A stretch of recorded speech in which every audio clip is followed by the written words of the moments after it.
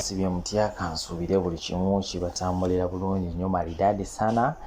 As usual manyingiddewo ate n'ebyakabi manyingiddewo n'amawulire nga bwe gatambula mu nsi yonna ebweru w'eggwanga wamu ne mu ggwanga lyaffe Uganda. Era nga gumpya ate nabo kubeera ng'omanya ki ekigenda mu maaso wano mbaguwa amawulire updates ku ba celebrities n'abatali ba celebrities kyonna kyonna kiba kiguddewo mu ggwanga Uganda wano ojja okubeera ng'osooka okubeera ng'ate okifuna wabula njagala okubeera ng'ate nkujjukizaamu konti ng'omupya oba gw'omukadde atanaba kubeera nga subscribe ate ka notification katekeko kajje mu personnel kateke mu all notifications. Kino kitegeeza tojja kuba otuddeawo ka notification kajje waggulu awo nti kakati waliwo ekipya ate ekiteereddwayo. Ndowooza kantandike n'amawulire ga pallaso maziga meereere. Kakati ne ebyokuba alien skin oluyi byo byaleetedde ddala obuzibu bw'amaanyi. Pallaso y'omu ku babadde bagenda okubeera nga bayimba ku kivulo ekimu awo ku Royal Legends awo mu kibuga London, era nga babadde bagenda beerayo ne David Lutalo. Ekivulo kiyita Purple Party era nga kikulemberwamu omukulu amanyikiddwa nga Douglas Lwanga. Kakati ne wenjogerera ssaawa eno Pallaso yabadde afunye visa naye anega byeyisiza ku kamera era ebigambo bino ebyamuleetedde obuzibu ebyamuviiddeko okubeera nga ate visa ye bagikansolinga era nga ye wetwogera alien skin naye no yabadde ataddewo akazito naga ku babiri kunze naye kujja kuba kagenda. Bw'omuba nga museze okutwala Pallaso agende, nze sijja genda. Bw'omuba nga musezeewo okutwala nze omukulu oyo mba saagala abeere nga ate alabikako. Kyamazima kiri nti bannayuganda bakyuzinze ne bagaa nti Pallaso kale okoze bingi nnyo oyimbye naye tukulabyeko nnyo katulaba ate ku mwana omupya ono. So alien skin bw'ate bwagenda okubeera nga ate akuba abantu b'e London omuziki.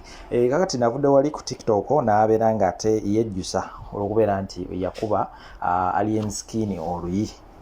Avuddeyo neyejjusa wali era nga akatambi nkalina mu maaso awo tuula butuuzi gojja kubeera nga ate bino byonna ogenda bisanga mu katambi kano. Okumanya enzigi zeeyongedde okubeera nga zeggula eza alien skin. Bw'anaava eyo alina ekivulo ekimu eky'amaanyi kye yategese oba kye bategese ne Diamond Platinumz era nga kigenda kubeera side wali e Kololo. Agenda kubeerayo nnyo ng'akuba Abannayuganda omuziki. Ate teweerabira nti waliyo n'Enkwakyo Festival yo nno nayo nga kigambibwa nti eyinza okubeera ennamboole bakyanoonya venue ntuufu enneneko enasobola okubeera nga ate ekuŋŋaanya abantu enda nzikiriza nti ajja kubeera nga atafuna abantu mu bujjuvu. Anyway, kankusooka nkuteerawo akatambi kano video eno ejja kunyuma oteeka like ate osobola okubeera nga tosharingeko n'abalala mpola mpola nvaawo. Tokaba, don't cry. 100%. Just pray for me. Send me your prayers. Keep me in your prayers. Keep me in your prayers. I hope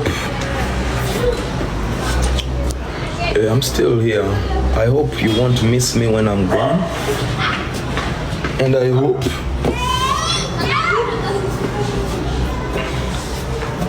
yeah.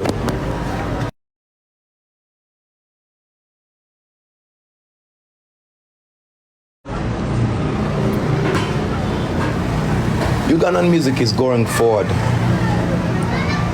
and for all of you that love Ugandan music, when one loses, we all lose. I hope you remember that. You were very gentle and non-violent. Gobobola banga nsimanyi na kubanja akwogera ekikyamu sakala kuddeeyo naye sebo njagala nkujjukize eggwanga lirimu abantu bangi. Olaba oli awo gokaluba n'asonyiwa. N'asonyiwa beba abantu abakuziba obulungi. Olaba oli asonyiwa ateetonze. Ng'oli teyeetonze naye oli n'amusonyiwa n'akivaako. Kati gwana ntegera kyegamba. So we have to learn. Lesson eno bannayuganda tugiyigireko ebintu bingi. We must learn to love. We must learn to forgive. We must learn to apologize when we are wrong. Nze kino tekina kye kinkosezza nnyo. Of course, I would love to perform for you guys. But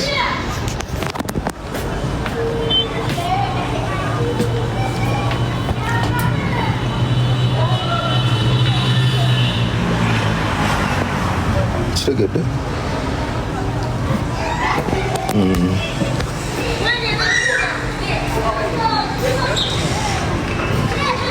Pallaso nawe move on. Ndi ku page yange. Oyagala nzije ku hiyo. Agala nzije ko nayo wotwogera. I think this is my page. So let's abantu abo politicizing ebintu bino namwe mulekeraawo. Mulekeraawo. Let me remind you people power fans, abantu ba NUP, muli so forgetful. Don't be so forgetful. You might need a moment where you might want to remember. Don't be forgetful. Sejagala nkujjukize nzaali wano gwe mugamba buli kye mwagala byonna bye muloota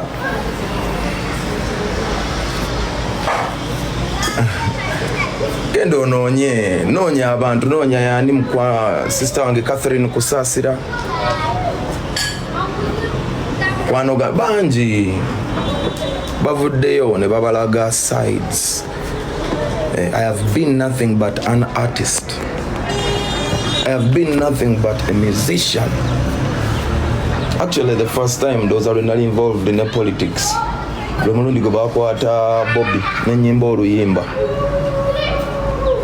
Nenjagala okujjukiza gwa Nvuma. Nze naliko mu komera teri yannyimbira luyimba. Put some respect on my name, man.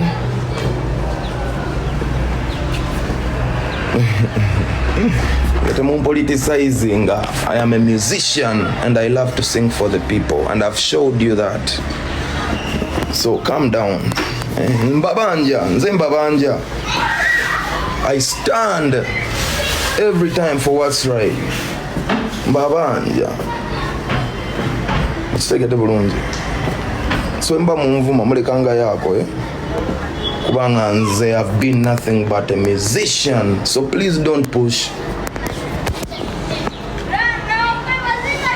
for my namu mwenyini utalo lukyali lunene.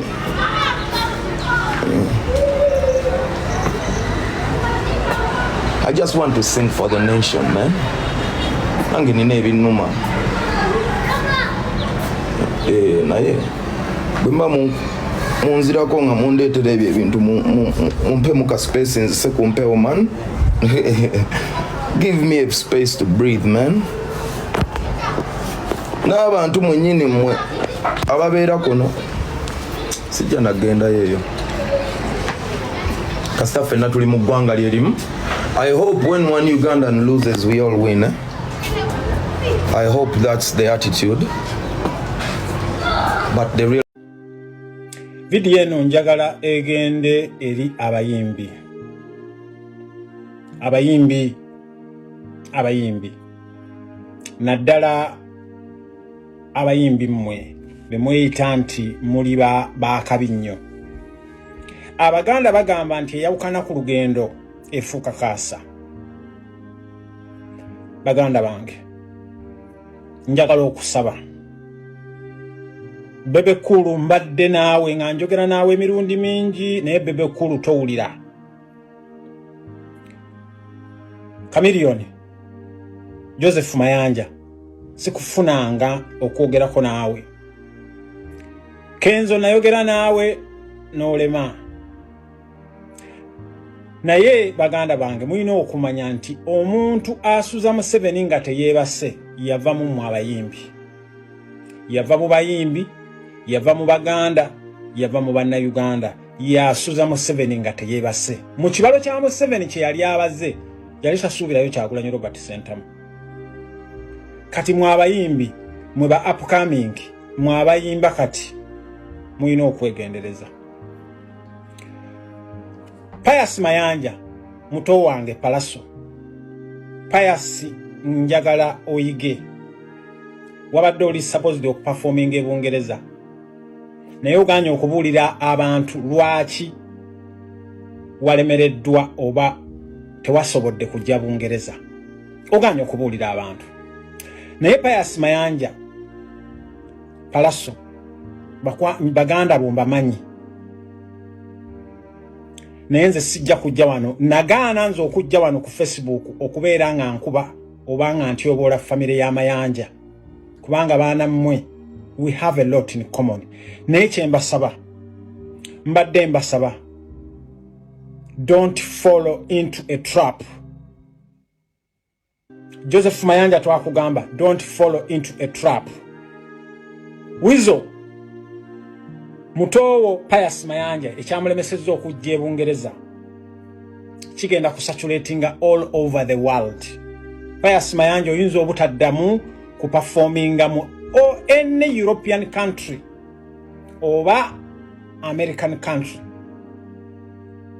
Nchiddamu Pius Mayanja ekikulemesezza okuperforminga e Bungereza kiyinza okukulemesa n'okuperforminga mu Europe, mu America, ne Canada, ne Australia, ne Africa mu nsi ezimu.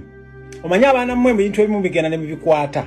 Pius Mayanja ekikulemesezza okuperforminga e Bungereza kiyinza okukuaffectinga accounts zo zonna eza social media, kiyinza okukuaffect especially nga YouTube, Facebook, TikTok, kubanga ekintu ekyo kyamaanyi nnyo.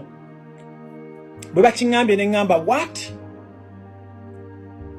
So baganda bange mbadde mbasaba mwe ba upcoming, mwe ba artist, don't follow into this trap.